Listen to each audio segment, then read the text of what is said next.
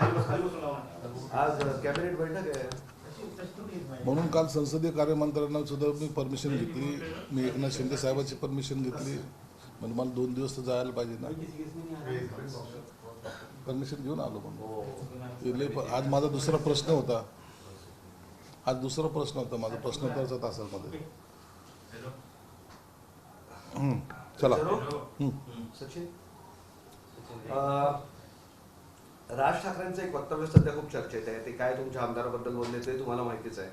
आता यावर हक्कभंग येऊ शकतो आणि राज ठाकरे यांनी स्वतः उद्धव ठाकरे यांना सोडले, त्यांनी विसरू नये अशी भूमिका आता भाजपने घेतलेली आहे. पण ओव्हरऑल ते बोलले तुमच्या आमदारांवर आहे. काय तुमची भूमिका आहे सगळ्यावर, आमदार खासदारांवर? बघा, राज ठाकरे साहेबांनी काल जे काही वक्तव्य केलं, मला वाटतं कशाच्या आधारावर केलं काही कळायला मार्ग नाही. म्हणजे तुमच्या पक्षात असेल तर तो वाघ, इतर पक्षात जर गेला तो ती वेश्या, अशा पद्धतीचं वक्तव्य करणं हे अत्यंत चुकीचं. म्हणजे तुमच्याकडे होते त्या टायमाला सांभाळलं का? आणि हा बेसिक प्रश्न आहे. आणि इतरांकडे गेलं तर गिराईक त्यांना जास्त असतात, ते विकायला निघालेत म्हणून गिराईक त्यांना मिळतात.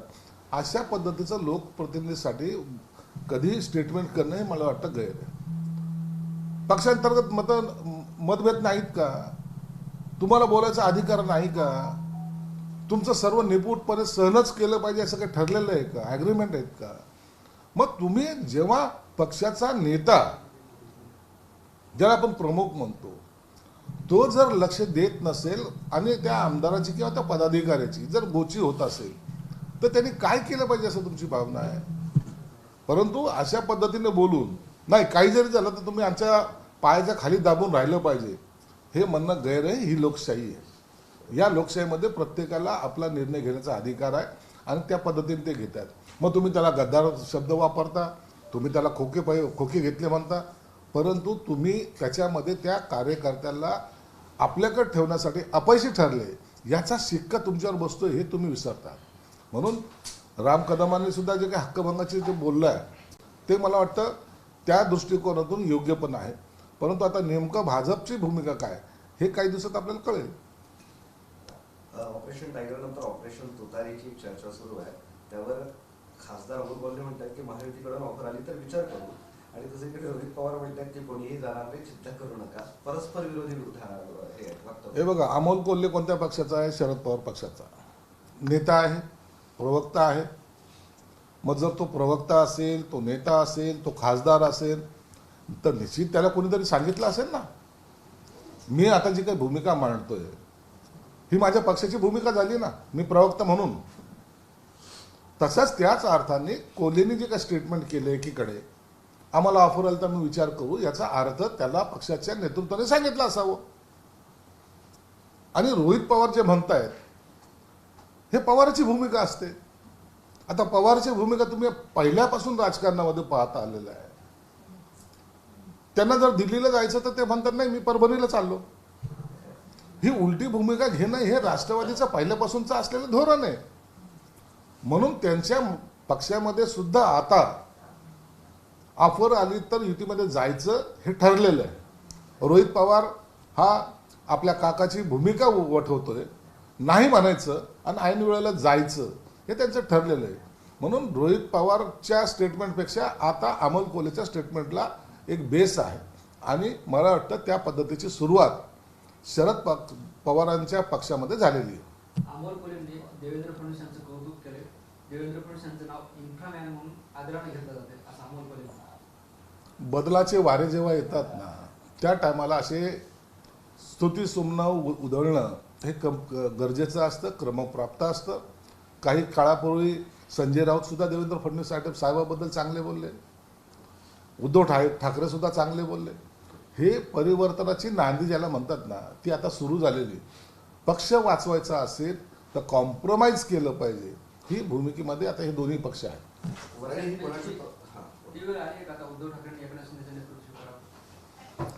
आम्ही असं कधी त्यांना बोललो नाही की आमचं नेतृत्व स्वीकारावं का ना स्वीकारावं. आम्ही आमच्या पक्षाची भूमिका मांडत आलेलो आहोत, पक्ष पुढे नेत आहोत. म्हणून त्यांनी काय करावं हा त्यांचा निर्णय. वरळी ही कोणाची प्रॉपर्टी नाही आणि आदित्य ठाकरे मोठे नेते आहेत. ते 36 विधानसभेमधून कुठेही निवडणूक लढू शकतात. सचिन आहे. बरोबर आहे ना, आदित्य ठाकरे हा मोठा नेता आहे. त्यांनी स्वतः स्टेटमेंट केलं की ते वाराणसीमधून सुद्धा लढणार आहेत. म्हणून अशा मोठ्या नेत्याबद्दल कॉमेंट्स करणं आता चुकीचं आहे ना. इतका पॉप्युलर नेता आहे की महाराष्ट्राच्या कोणत्याही कानाकोपऱ्यात ते लढू शकतात. आणि मला वाटतं म्हणून सचिन आयरने हे सूचक वक्तव्य केलेलं आहे की तुम्ही कसे निवडून आलात, कुणामुळं आलात आणि तुमच्या त्यासाठी तुम्हाला कसा लुंगी डान्स करावा लागला, हे सर्व ह्या वरळीच्या जनतेने पाहिलेलं आहे. आणि त्या लुंगी डान्सवर सुद्धा अनेक वेळेला कॉमेंट्स त्याच वरळीमध्ये त्यांच्याच पक्षाच्या नेत्यांनी केलेलं आहे. म्हणून निवडणूक जिंकताना किती त्रास होतो याची प्रचिती त्यांना आहे. पुढच्या वेळेला मतदारसंघच काय, पण आता ते निवडणूक लढवतील की नाही या भूमिकेवर त्यांना यावं लागेल. सर, शरद पवार पक्षाचे माजी आमदार सुनील भुसारे यांनी भाजपचे अध्यक्ष रवींद्र चव्हाण यांची भेट घेतली. तुम्ही म्हटल्याप्रमाणे बदलाच्या वारीकडे पाहत होता. अरे सर्वजण आता वैतागलेले आहेत ना. हे काय रोहित पवारचं नेतृत्व स्वीकारणार आहेत का? शरद पवार साहेब ज्येष्ठ नेते होते, त्यांच्या शब्दाला एक मान होता. ते आता आजारी चालत आहेत. पक्षामध्ये कोण आहे असा धुरंदार नेता, कोण राहिला ज्याच्या खांद्यावर आता मान टाकावी असा नेता कोण आहे? म्हणून पक्षाची अवस्था कशी आहे ते पक्षातल्या लोकांना विचारा ना, ते सांगतील. उगाच तरी वायफळ वक्तव्य काही लोक जे करतायत ना त्याला काही अर्थ नाहीये. पक्षामध्ये आता परिवर्तनाचे वारे सुरू आहेतच. सर, अर्थखात्र सुनेत्रा पवार यांना मिळणार अशी चर्चा सुरू असताना रोहित पवार असं म्हणतात की भाजप सहजी अर्थखात्र देईल असं वाटत नाही. बघा, सुनेत्रा पवार वहिनी आणि देवेंद्र फडणवीस हे सहकारी आहेत. ते आपसामध्ये चर्चा करतील, काय ठरवायचं ठरवेल यावर मला वाटतं बाहेर चर्चा करणं योग्य पण नाही. सर, खासदार आमदारानंतर आता तुमचा मोर्चा नगरपालिका, महानगरपालिका, पंचायत समिती, जिल्हा परिषद यांच्याकडे वळवला अशी चर्चा आहे.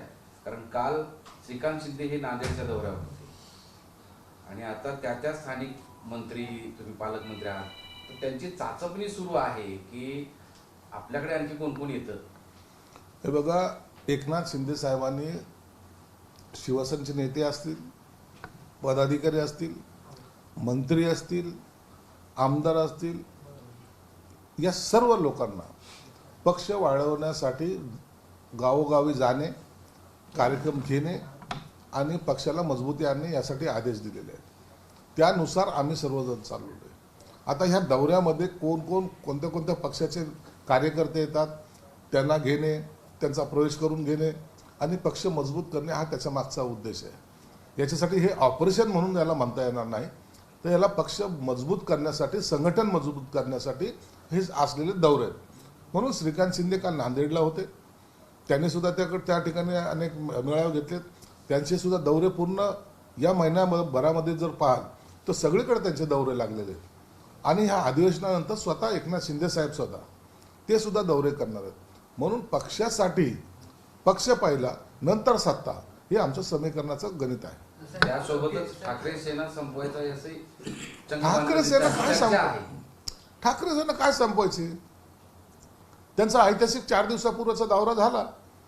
आता भेटू 29 साली असं त्यांचं ते असतं. ते त्यांना संपवण्यासाठी इतरांची गरज नाही.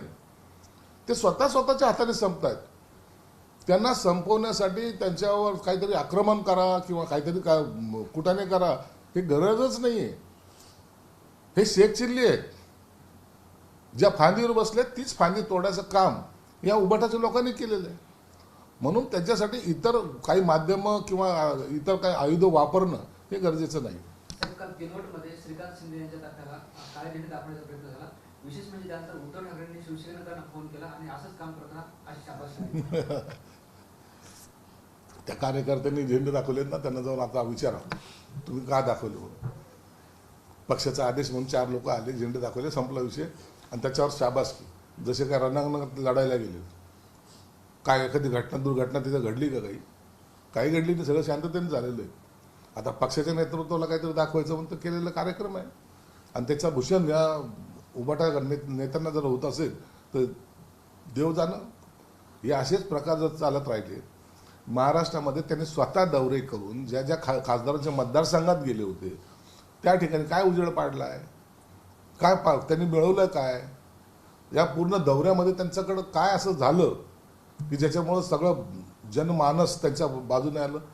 अहो, यांना मंगल कार्यालयात मेळावा घ्यावा लागला, याच्यापेक्षा दुर्दैव काय. राऊत सर असं म्हणाले की भविष्यात मोदी आणि शहा एकमेकांनाच फोडतील. महायुती म्हणजे रामद्रोही आणि धर्मद्रोहाचा अड्डा आहे. राज ठाकरेंचं जे म्हणणं आहे ते योग्यच असेल. अहो, मोदी आणि अमित शहामध्ये भांडण झाले, तुम्हाला त्याचा फायदा काय. दुसऱ्याच्या घराला आग लागली त्याच्यामुळे तुमचं घर साबूत झालं का, राहिलं का. स्वतःचं घर जळतंय त्याच्याकडे न पाहता मोदी शहामध्ये भांडणं कसे होतील. मग मोदी पंतप्रधान होईल का मग अमित शहा होईल. हे असेच रिकामे वक्तव्य करून स्वतःच्या पक्षाचा ऱ्हास करणारे हे लोक जोपर्यंत पक्षात आहे तोपर्यंत यांच्या पक्षाला भवितव्य नाही, एवढं मात्र खरं आहे. इथली पाणी पुरवठा योजना म्हणजे मुख्यमंत्र्यांनी सुद्धा हातात घेतली होती. आता त्या पाणी पुरवठा प्रकरणामध्ये काही अधिकाऱ्यांवर कारवाई केली, हलगर्जीपणा, बेजबाबदारपणा या सगळ्या गोष्टी. संभाजीनगरची पाणीपुरवठा योजना ही अत्यंत महत्त्वाकांक्षी योजना आहे. यामध्ये मुख्यमंत्री असतील, हायकोर्टाचे जस्टिस असतील, विभागीय आयुक्त असतील, आम्ही लोकप्रतिनिधी असो, सर्वांचा याकडे अत्यंत बारकाईने लक्ष होतं. आणि हे सर्व करत असताना सर्वसामान्य माणसाला ज्या ज्या कमिटमेंट आम्ही केल्या त्या वेळेवर पूर्ण न झाल्यामुळं लोकांमध्ये सुद्धा राग त्याचा आहेच. आणि म्हणून याला जे काही कोणी दोषी असतील, ज्यांच्यामुळे ही योजनेला विलंब लागत चाललेला होता, त्यांच्यावर सर्वांवर कारवाई करणे हे गरजेचं होतं. आणि मला वाटतं आयुक्तांनी त्या बाबतीतचा निर्णय घेतलेला आहे. पण आता ते असं म्हणतायत की ह्याला सगळे हलगर्जीपणा कॉन्ट्रॅक्टर जबाबदार आहे, आम्ही नाही. त्यामुळे जर असं असेल तर आम्हाला सगळ्यांना मुक्त करा या कामात. एक पत्रच दिलं त्यांनी लिहून तसं. मनीषा परांडे सर सगळ्यांनी सह्या केल्या त्यावर. सर्वात मोठी चूक ती जी MGPचे अधिकारी आहे तिची आहे. आता त्याच्यामध्ये आणखीन काय काय घडलं, हे जे आव्हान आहेत ना पत्र देण्याचं, यांच्या चौकशा करण्याचं मी स्वतः पत्र मुख्यमंत्र्यांनी दिलेलं आहे. मी गुलाबराव पाटलांना, मंत्री महोदयांना पत्र दिलेलं आहे. यांची चौकशी जरूर होणार आहे, तसं पत्र मी स्वतः दिलेलं आहे. आणि मुख्यमंत्र्यांनी त्याच्यावर एंडोर्समेंट सुद्धा केली, चौकशी करायचे आदेश दिलेले आहेत. काय काय गडबड झाल्यात ना हे सुद्धा काही दिवसांतर बाहेर येईल. तुम्ही हा आव आणू नका की आम्ही काहीतरी चांगलं काम करत होतो आणि आमच्यावर अन्याय होतोय. तुम्ही काय काय घोटाळे केलेत ना ते सुद्धा काही दिवसात बाहेर येतील. खासदार केल्यामुळे काही जण रडरड करत आहेत. कुठलेल्या खासदारांच्या मतदारसंघात रडरड सुरू आहे अशी टीका श्रीकांत शिंदेने उद्धव ठाकरे होते. जे फुटलेले खासदार आहेत, ज्यांनी यांचा पक्ष सोडला, जे आमच्याकडे आले, त्या ठिकाणी जाऊन उद्धव ठाकरेंनी सभा घेणे आणि शिवसैनिकाला थांबा म्हणणे, हे हलबलता फक्त उबाटाचे नेते उद्धव ठाकरेंनी दाखवलेले. आणि त्याच्यामुळं जे संभ्रमात होते शिवसैनिक, आता ते सुद्धा शिंदे साहेबांकडे यायला सुरुवात झालेली आहे. आणि आता दर अधिवेशनानंतर दर आठवड्याला त्या मतदारसंघामध्ये जाऊन पक्षप्रवेशाचे मेळावे घेण्याचं एकनाथ शिंदे साहेबांनी ठरवलेलं आहे.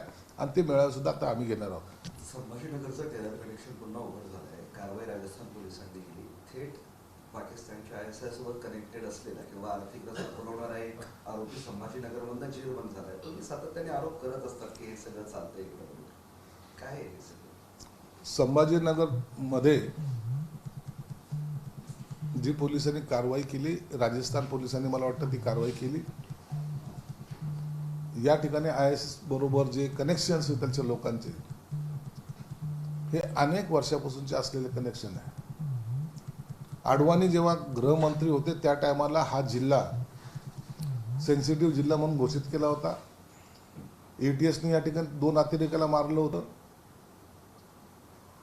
भद्रा मारुतीला सुद्धा एक अतिरेक पळून गेला होता. म्हणून अतिरेक्याचा अड्डा हा संभाजीनगर होत चाललाय की काय अशी शंका आहे. म्हणून काल पोलिसांनी जी काही कारवाई केली ती अत्यंत गांभीर्याने त्याला घेण्याची गरज आहे. डायरेक्ट कनेक्शन्स असणे, काही लोकांचे पाकिस्तानशी कनेक्शन्स आहेत, काही लोकांचे काश्मीरमधले जे काही अतिरेकी त्यांच्याशी कनेक्शन ठेवलेले आहेत. आणि या माध्यमातून फक्त अतिरेकी कारवाईच नाही तर ड्रग्सचे व्यवसाय त्याच माध्यमातून या शहरामध्ये चाललेले आहेत. म्हणून पोलिसांनी सुद्धा आता डोळ्यात तेल घालून याच्याकडे पाहिलं पाहिजे. सरकारने सुद्धा, मी मुख्यमंत्र्याला भेटून याबाबत सर्च ऑपरेशन या ठिकाणी झालं पाहिजे. या सर्चिंगमध्ये हे लोक बाहेर निश्चित आपल्याला भेटतील असा माझा विश्वास आहे. मागच्या महिन्यामध्ये संभाजीनगरमध्ये पाकिस्तानचे प्रोडक्ट सापडले. आता पाकिस्तानचा हस्तक इथं सापडतोय. आहेच ना, सेन्सिटिव्ह जिल्हा ह्यासाठीच म्हणलेलं आहे की या ठिकाणी संभाजीनगरचं कनेक्शन हे आहेच.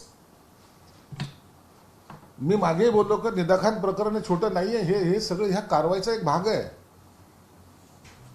आणि म्हणून यासाठी थोडं गांभीर्याने प्रकरणाकडे घ्यावं लागेल. कोणी कोणत्या राजकीय पक्षाचा आहे म्हणून त्याचा द्वेष करणं हा त्याच्या मागची भावना नाहीच आहे.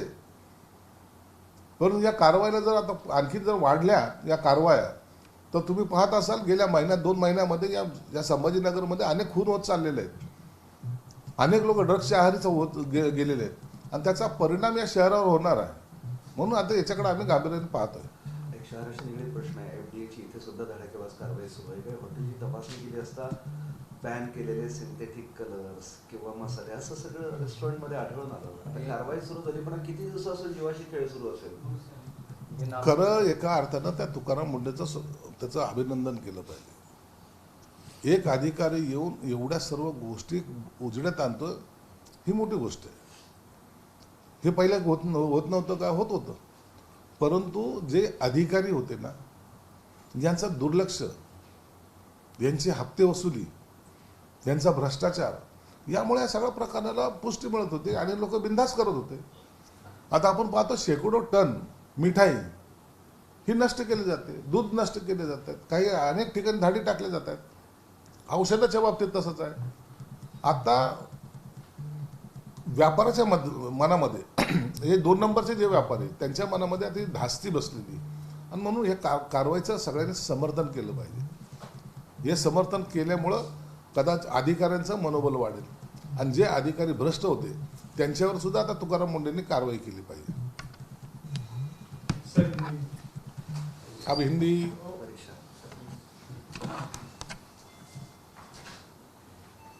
हिंदी विभाग क्या सांगाल सर? सर, यूबीडी के जो 6 सांसद शिंदे शिवसेना के अंदर गए हैं, उसके ऊपर राज ठाकरे ने कहा है कि वो डायरेक्ट जो है बीजेपी में न जाकर वो शिंदे सेना में गए हैं. तो किस तरीके की राजनीति चल रही है, केंद्र में कैसी राजनीति हो रही है? अमित शाह 2029 की इसके ऊपर तैयारी कर रहे हैं.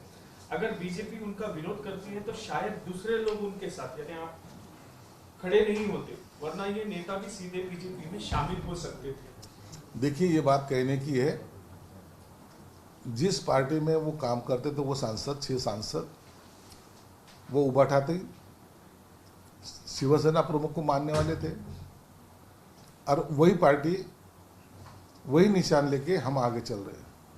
इसलिए शिवसेना प्रमुख की ही पार्टी में वो जाएंगे, उधर जाने का उनका कोई सवाल ही नहीं आता. रही बात 2029 में क्या होगा, मोदी के खिलाफ अमित शाह रहेंगे या अमित शाह के खिलाफ मोदी रहेंगे, वो कुछ भी करे उसका इस मामले से कोई संबंध भी नहीं.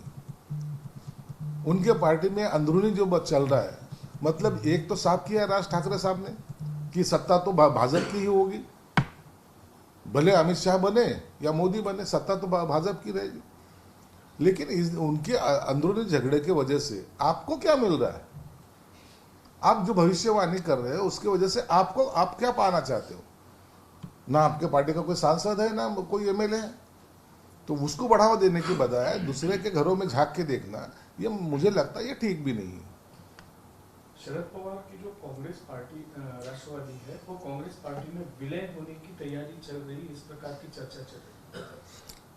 शरद पवार पार्टी के जो प्रवक्ता है, नेता है और एमपी है अमोल कोल्हे, उन्होंने जो स्टेटमेंट दिया है वो मायने रखता है.